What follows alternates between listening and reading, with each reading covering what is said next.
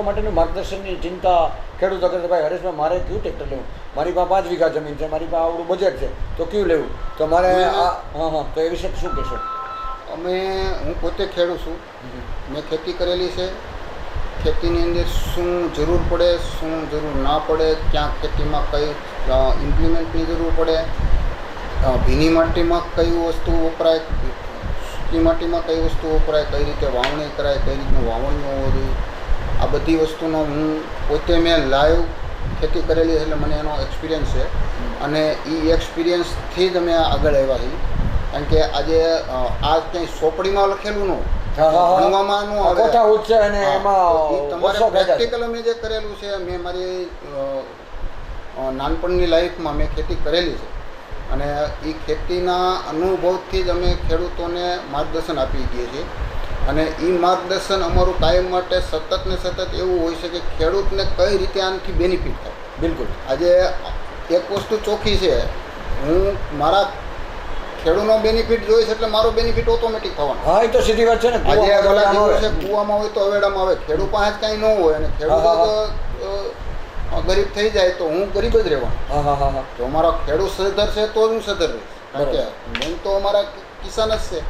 તો અમારા ખેડૂતને કઈ રીતે સરળતાથી ખેતી થાય, કઈ રીતે એને ઓછા ખર્ચે ખેતી થાય, શેનીથી ખેતીમાં ઉત્પાદન વધારે મળે, કયા ટ્રેક્ટરના ઉપયોગથી એને વધારે બેનિફિટ થાય, આ બધા સતત અમે ડેમો પણ કરીએ છીએ. ખેડૂતોને ઘણીવાર હું ડેમોમાં કહું છું પણ ખરો કે ભાઈ આપણે હજી જે 20 વર્ષ 25 વર્ષ પહેલાંની જે માનસિકતા હતી આપણી કે ભાઈ ટ્રેક્ટર ડીઝલ ખાય, ભાઈ ડીઝલ તો ખાય. હા, એ તો એમ 100 રૂપિયાનું ડીઝલ વધારે ખાઈને તમને 1000 રૂપિયાનું બેનિફિટ દેતો હોય તો તમારે ડીઝલ જમવાનું જોઈએ, એમાં ખાડો પૂરવો બરાબર છે. તો ખેડૂતને 100 રૂપિયાનું ડીઝલ બાળવાથી 1000 રૂપિયાનું બેનિફિટ ખાવો તો એક બિઝનેસ રૂપ છે.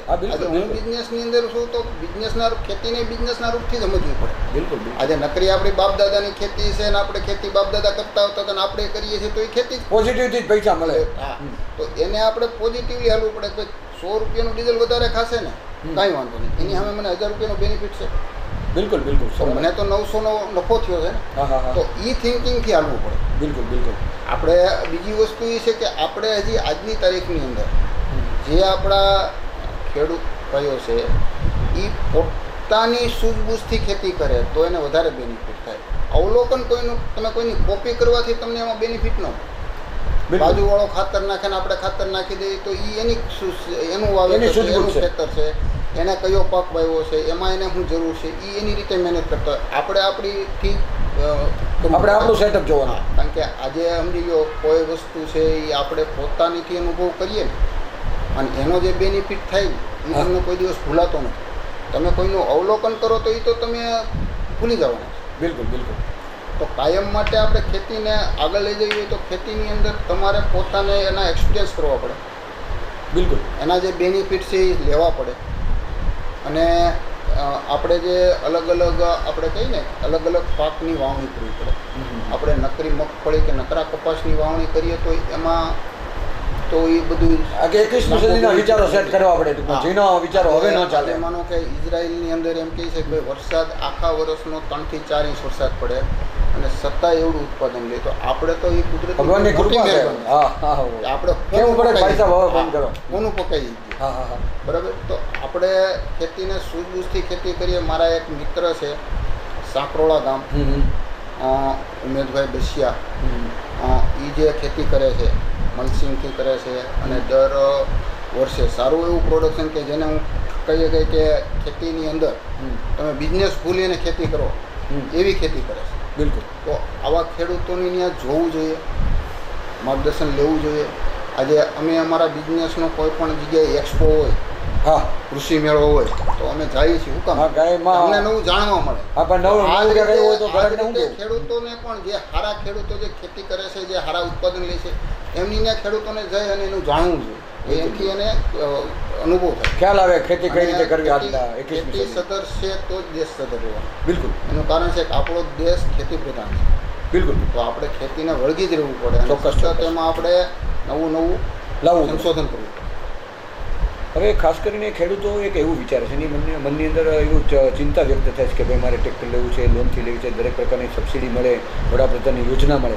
તો એને માટેના જે માનો ને જે ખેડૂત તરીકેને કયા કયા પ્રકારના કાગળ લેવા પડે, એને ફોર એક્ઝામ્પલ લોન કેટલા દિવસમાં થાય કે પછી સબસિડી કેટલા દિવસમાં થાય, એ લોકો અત્યારે લોન બેંકો, પ્રાઇવેટ બેંકો એટલી સુવિધા અને એટલી સરળ કરી દીધી છે કે ખેડૂતને એમના ઘરથી બહાર નથી નીકળવાનું, એની ઘરે બેઠા લોન થઈ.